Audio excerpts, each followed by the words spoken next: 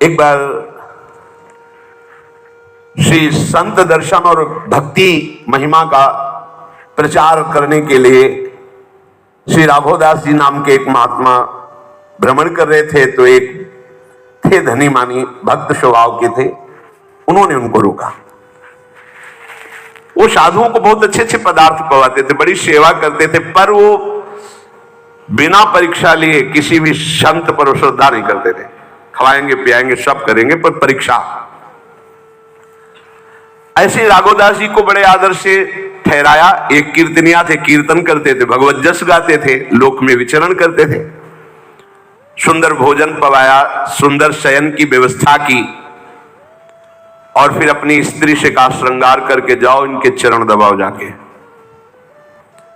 वो पूर्ण श्रृंगार करके राघवदास जी के पास गई और कहा आज्ञा हो तो चरण दबा दें।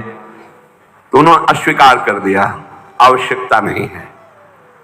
तो उनका पति भी, वो जो भगत थे, वो आ गए और विनम्रता पूर्वक कहने लगे कि हम जैसे गृहस्थों को पावन करने के लिए आप जैसे संत भगवान पधारते हैं, तो हमारी रुचि है, हमें बड़ा सुख होगा यदि हमारी पत्नी पैर दबाए और आप दबवा लें। तो अगर आप मेरी सेवा स्वीकार नहीं करेंगे तो मैं समझूंगा कि मैं बड़ा अभागा हूं और मैं संतों का कृपा पात्र नहीं हूं। और आंखों में आंसू भर लिया पति ने। संतों के हृदय बड़ा कोमल होता है। उनका नहीं नहीं, आप दुख मत पाओ, यदि आपको सुख मिलता है दबा लीजिए। उनकी पत्नी चरण दबाने लगी और आप अपने प्रभु का ध्यान करते हुए समाधिस्थ हो गए, निद्रा समाधि स्थिति।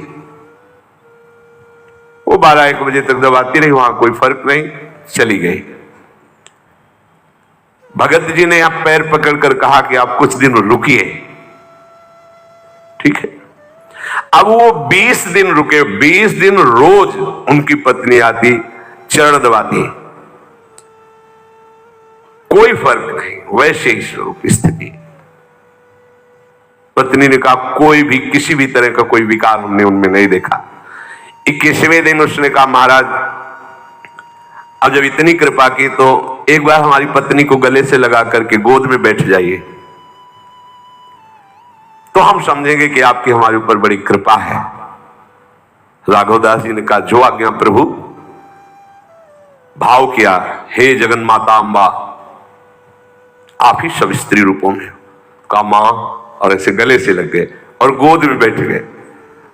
वो भगत चरणों में गिर बोले महाराज ये हम सब परीक्षा के लिए कर रहे थे कि आपके अंदर काम विकार आता है कि नहीं आता है। उन्होंने कहा देखो ये तुम बहुत गलत करते हो, अगर जरा सी भी कहीं तुम्हारे अंदर दोष दृष्टि हो गई, सब किया कराया तुम्हारा मिट्टी हो जाएगा। तुम ऐसा अवसर ही क्यों देते हो?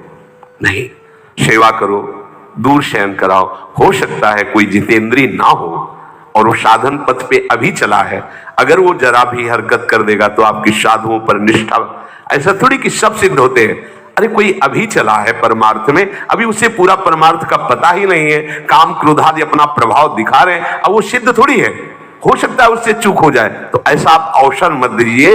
परीक्षा तो समर्थों की जाती है, सब कोई समर्थ थोड़ी होता है कि वेश रख लिया तो सब समर्थ। चल रहे हैं समर्थों के मार्ग में, पहुंचना तो हरि कृपा से होता है।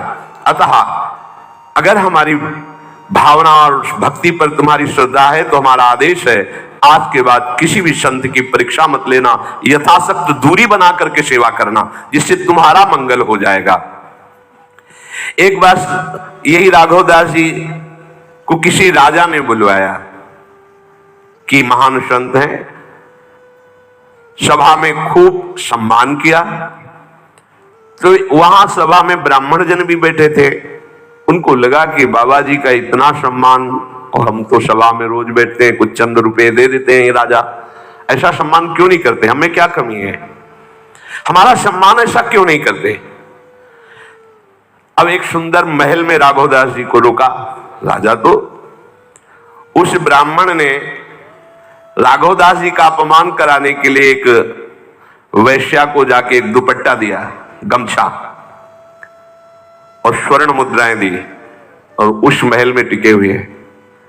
वहां 2-4 दिन आओ जाओ दरवाजे के आसपास तक बस, और सभा में फिर आकर के ये अंगोछा वापस करना तुम, और ये बोलना कि महाराज कल ये अंगोछा जब हमसे मिल रहे थे तो आपको छूट गया था, तो ये देने आई है, फिर इसके बाद जितनी और स्वर्ण मुद्रा कहोगे हम देंगे। अब वैश्या तो धन की लोभी। अभी सभा में बैठ करके राजा को उपदेश कर रहे थे, उसी समय ठीक ब्राह्मण के द्वारा भेजी हुई वैश्या बोली, महाराज रात के आप जब हमसे मिल रहे थे तो आप भूल गए थे अंगोछा, तो ये अंगोछा ले लीजिए। उन्होंने निसंकोच होकर कोई खंडन नहीं किया और कहा हाँ, अच्छा हमारी भूलने की आदत है ना। राजा को लगा ऐसा कैसे हो सकता है। सभा में अब एक, अरे हम समझते हैं ना सब पाखंड चलता है, कोई श्रद्धावान होता है।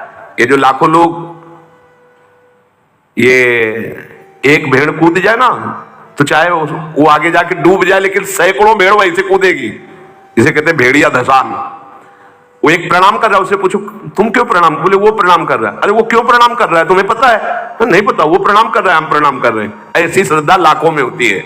कोई एक श्रद्धावान होता है जो अपनी निष्ठा से, कि एक बार सर झुका दिया कटा सकते हैं, लेकिन अब नहीं, निष्ठा।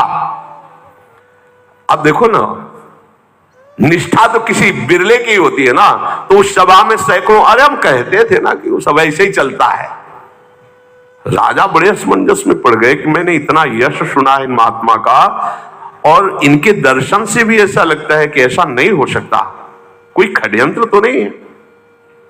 सभा से बड़े निराश होकर राजा उठे और वो बिल्कुल प्रसन्न बैठे। बिल्कुल उन्होंने ऐसा खंडन नहीं किया कि कब अंगोछा, तेरे को तो मैं जानता भी नहीं हूं, अरे तू कैसा हमारे ऊपर ब्लेम लगा रही। ऐसा भक्त स्वभाव नहीं होता। उन्होंने सोचा भगवान जब लीला कर रहे हैं तो हम भी उसी लीला में सम्मिलित है। हाँ हाँ, हमारा भूलने का स्वभाव है, रख दी। राजा एकांत गए और अपने मंत्रियों को, पार्षदों को बुलाया और कहा उस वैश्या को हमारे सामने हाजिर करो। बोल, महाराज को जानती है तू? तो महाराज, मैं महाराज को क्यों जानूंगी, महाराज से हमारा कोई परिचय नहीं। बोले फिर? वो जो आपके सभा के मुखिया पंडित जी है ना, उन्होंने हमें इतनी स्वर्ण मुद्राएं दी थी कि ये बोल देना जाके, तो वही हम कह रहे, चल सभा में बोल चल करके। जब वो सभा में खड़ी किया और उनका, महाराज क्षमा कर दीजिए, हमारे द्वारा अपमान माना गया, क्योंकि ये हमारे राज्य की वैश्या, हमारे पंडित। तो बोले अगर आप हम पर प्रसन्न है राजन, तो पंडित जी की जो दक्षिणा चल रही वो चलती रहे, और कभी इनको इस पद से ना हटाया जाए और कभी इनको कष्ट, ये है, ये साधु स्वभाव है। अनन्य भक्त को कभी भी किसी भी तरह की यदि विपरीत परिस्थिति आवे तो अपने प्रभु का खिलवाड़ समझना चाहिए। देखो भगवान बड़े कृपालु हैं। ये यश प्रतिष्ठा एक बहुत बड़ा विष है। जब विष का इंजेक्शन लगता है तो विष के ही इंजेक्शन से उसका जहर निकाला जाता है। सांप काटता है ना, तो उसी के जहर से उसको नष्ट किया जाता है।